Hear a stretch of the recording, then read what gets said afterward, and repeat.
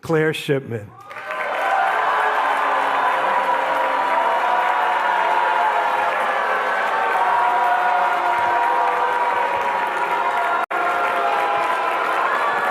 Thank you.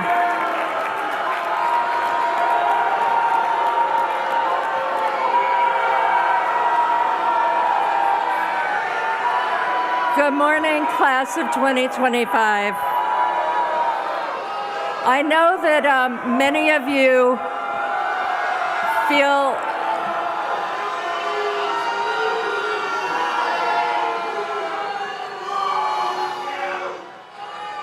Good morning, class of 2025.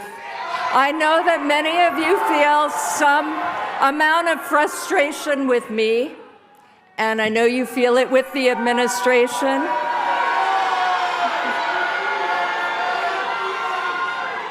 And I know we have a strong, strong tradition of free speech at this university.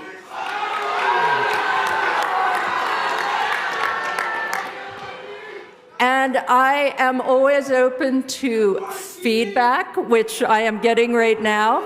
Folks, something historic is taking place in this country, and we are all witnessing it in real time, and we are about to be a part of it. Students are waking up in unison against these college administrations that have caved to the fascist Trump regime. Remember, Donald Trump made it very clear that universities that allowed for protesting, like protesting the Trump regime, protesting ICE, protesting the American government's key role in the destruction in Gaza, these universities would face funding cuts from the federal government, from the Trump regime. Well, Columbia University caved to Donald Trump, and they had their funding cut anyway. So no wonder acting President Claire Shipman was met with a chorus of boos from students. She was basically booed to the point where she couldn't even deliver her speech. She was booed off stage. Her speech was hollow, shallow, and tone deaf, talking about how the university stands for free speech. She clearly could tell that she was being booed. She clearly could tell that students were not having it with her. She even acknowledged that she recognized they were booing her. That is not a good look for Columbia, especially, like I said, after caving to the Trump administration, still having their funding cut. If you stand for nothing, you're going to absolutely be an embarrassment for the university, for the school system as a whole. And it's important to note, everything else in this ceremony was met with cheers, was met with lots of excitement. The students were celebrating this amazing achievement, this great milestone in their lives, but over a minute-long boos rained down on this acting president. And why? Because they don't want their administration to be cracking down on free speech. They don't want their administration to be caving to the Trump administration that is basically dictating what universities can teach, what universities can allow on their campuses, what students from foreign countries will have their visas revoked or not. And later in the speech, the students started chanting, "Free Mammud," because this student is being held without due process, without probable cause, without any evidence that they committed any crime whatsoever. This student is basically